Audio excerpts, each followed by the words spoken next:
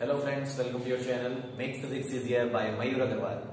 आज हम लोग अपने रिवीजन सीरीज को आगे बढ़ाते हुए अगले टॉपिक पर चलेंगे, जिसमें मैंने आपको कल आखिरी बार रिफ्रैक्शन समझाया था। उसी में एक लास्ट टॉपिक बच रहा है चैप्टर 5 का, power of lens.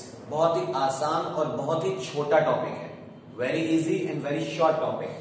Power of lens, so basically power of lens is P is equal to 1 upon F. This is the formula for power. और जो इसकी डेफिनेशन है वो फॉर्मूले की हेल्प से ही बनती है। There is only one condition. ये जो F होना चाहिए, इसकी जो यूनिट है that should be in meters. तो we can say that the power is the reciprocal of the focal length in meters. हमें किसी भी लेंस की फोकल लेंथ अगर मालूम है, वो भी मीटर्स में, then we made reciprocal of that, then we get the power of that length. जो इसकी यूनिट होती है पावर की, that is diopter. The SI unit for power is diopter, जिसको हम लोग कैपिटल D से लिखते हैं. And the power has also positive and negative sign.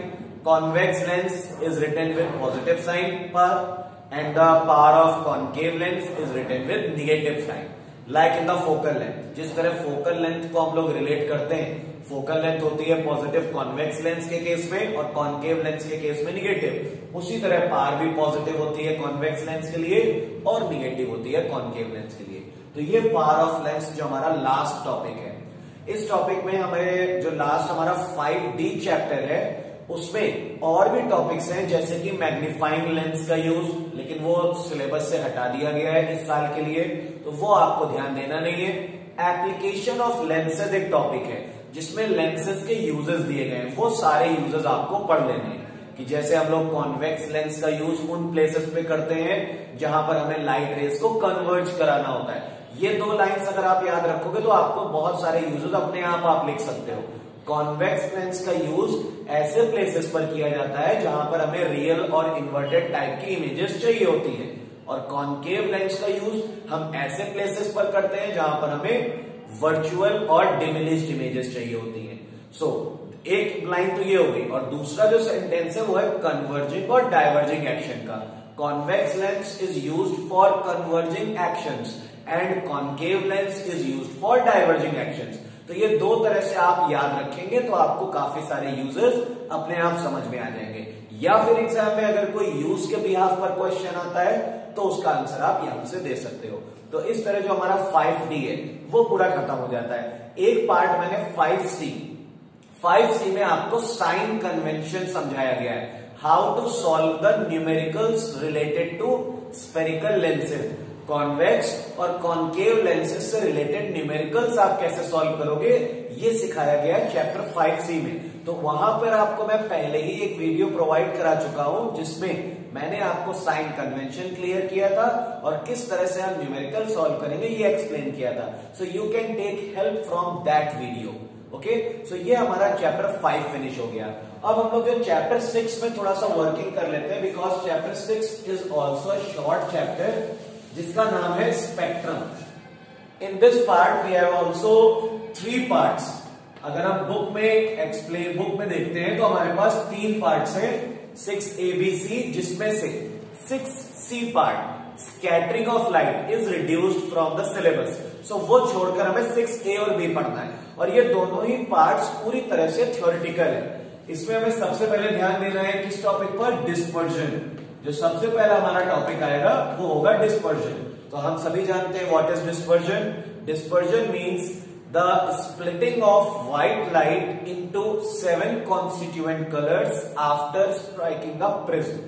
जब हम किसी भी व्हाइट लाइट को प्रिज्म के से पास कराते हैं तो हमें प्रिज्म से पास होने के बाद वो व्हाइट लाइट 7 कलर्स में दिखती है। 7 कलर्स का वो एक बैंड बनाती है।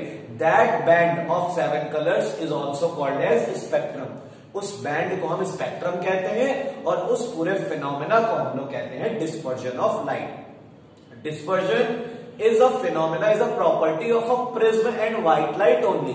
अगर हम कोई सिंगल कलर लाइट लें, सिंगल कलर लाइट को याद रखिएगा मोनोक्रोमैटिक लाइट भी कहते हैं। कई बार बोर्ड्स एग्जाम में मोनोक्रोमैटिक वर्ड आया है। So monochromatic means single coloured light. अगर सिंगल कलर लाइट को हम प्रिज्म से पास कराते हैं तो हमें किसी भी तरह का स्प्लिटिंग ऑफ कलर्स नहीं दिखाई देगा, हमें स्क्रीन पर वही सिंगल कलर दिखाई देगा जो हमने रिफ्रैक्शन से पहले लिया हुआ था। तो ये बातें ये प्रूव कर देती है कि prism is not producing colours, prism is just a instrument, just a device, just an object which is dividing the colors, which is splitting the colors. And we know very well white light is a polychromatic light. White light is a polychromatic light. It is already a mixture of some colors. So prism divides the white light into 7 colors. That spectrum क्या होता है? That band of 7 colors. Now second topic जो हमारा इसमें first part में हमें पढ़ना है, that is cause of dispersion. Dispersion होता क्यों है, इसका रीजन क्या है? सो देयर आर 2 पॉइंट्स, आप 2 टर्म्स में एक्सप्लेन कर सकते हो, either in the terms of speed of light और in the terms of wavelength. As we know that white light is a mixture of 7 colours and each colour has different wavelength in glass. अगर हम colours की बात करते हैं, violet, indigo, blue, yellow, orange, red, इन सबकी अगर हम बात करें एयर में या वैक्यूम में, इनमें तो इनकी वेवलेंथ और स्पीड सेम रहती है। When they enter inside glass, जब ये ग्लास में एंटर होते हैं, then each color has different speed and each color has different wavelength also. That is why as the white light enters in the prism, all the colors according to their wavelength bend differently. जितने भी colours होते हैं वो different तरह से bend हो जाते हैं। वायलेट कलर की वेवलेंथ सबसे कम होती है, that is why it deviates the most, और रेड कलर की वेवलेंथ सबसे ज्यादा होती है, that is why it deviates the least. और यही रीजन है कि जो विबग्योर का हमें फॉर्म मिलता है वो नीचे से ऊपर की ओर डायरेक्शन में मिलता है। वायलेट कलर हमेशा सबसे नीचे बनेगा क्योंकि उसमें सबसे ज्यादा डेविएशन आया हुआ होता है, और रेड कलर सबसे ऊपर बनता है क्योंकि उसमें सबसे कम डेविएशन आया हुआ होता है। सो कॉज ऑफ डिस्पर्शन में हम लिख सकते हैं when white light enters in a prism, each color which has different wavelength deviates at different angle। क्योंकि एंगल ऑफ डेविएशन का रिलेशन, हम लोग एंगल ऑफ डेविएशन का रिलेशन पढ़ चुके हैं जब मैंने आपको रिफ्रैक्शन थ्रू अ प्रिज्म बताया था कि एंगल ऑफ डेविएशन डिपेंड करता है वेवलेंथ पर। तो इसीलिए अलग अलग वेवलेंथ के कलर डिफरेंट एंगल्स पर डेविएट होते हैं और डिस्पर्जन प्रोसेस को ओरिजिन करते हैं, जन्म देते हैं। So this is the cause of dispersion. यही 3 मेन डेफिनेशंस हैं। सबसे पहले डिस्पर्जन की डेफिनेशन, स्पेक्ट्रम की और कॉज ऑफ डिस्पर्जन। बाकी इसमें 3-4 पेजेस हैं, रीडिंग आप एक बार पूरी कर लोगे। हाँ, एक और इंपॉर्टेंट बात, कई बार बोर्ड्स में 1 मार्क्स में या 2 मार्क्स में जो हमारे 7 कॉन्स्टिट्यूएंट कलर्स हैं उनकी किसी की वेवलेंथ आ जाती है, तो जो वो वेवलेंथ वाली टेबल है आप उसे एक बार प्रिपेयर कर लोगे कि रेड की वेवलेंथ कितनी होती है, वायलेट कलर की वेवलेंथ कितनी होती है, तो एक बार उस वेवलेंथ वाली टेबल को प्रिपेयर कर लोगे। तो ये 4 टॉपिक्स अगर आप पढ़ लेते हो तो आपका 6A कंप्लीट हो जाएगा। अब हम लोग आते हैं चैप्टर 6B पर, जो कि है इलेक्ट्रोमैग्नेटिक स्पेक्ट्रम।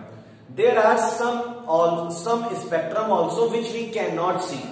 सन से जो भी लाइट एनर्जी आती है उसमें से जो लाइट एनर्जी हम देख सकते हैं, that is called as visible range of light, visible range of spectrum. But वो जो विजिबल रेंज ऑफ स्पेक्ट्रम होती है, मैं आपको बता देता हूं, that is approximately 4000 angstrom to 8000 angstrom. वो लगभग इतने के बीच में रहती है विजिबल रेंज ऑफ स्पेक्ट्रम। लेकिन 4000 एंगस्ट्रॉम से कम की भी लाइट रेज होती है, कम की भी वेव्स होती हैं, और 8000 एंगस्ट्रॉम से ज्यादा के भी स्पेक्ट्रम होते हैं।